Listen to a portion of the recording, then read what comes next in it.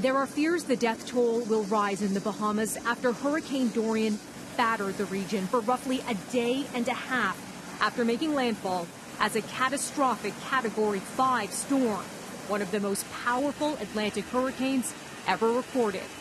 The storm stalled over the island chain, destroying thousands of homes and triggering severe flooding.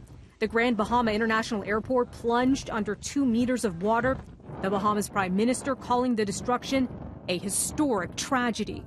The United Nations and the Red Cross responding to an unfolding humanitarian crisis there, and the U.S. Coast Guard carrying out search and rescue missions.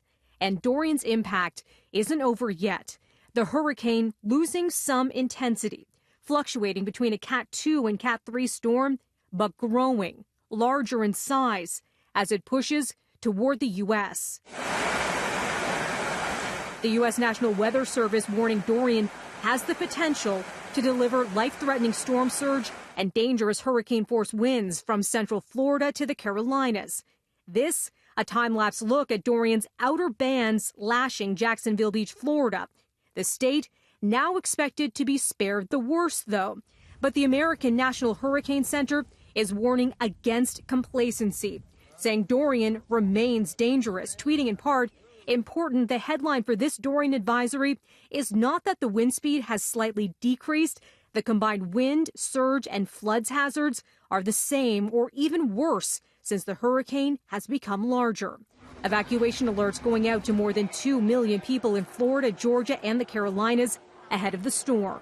And we're hearing from the United Nations Office for Disaster Risk Reduction. Its spokesperson is highlighting that this is the 4th consecutive year that we've seen a devastating Atlantic hurricane season, and he's linking it to climate change.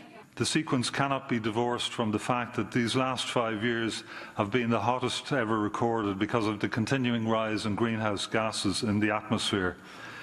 Hurricane Dorian crystallizes the existential threat posed to small island developing states by the ongoing climate emergency.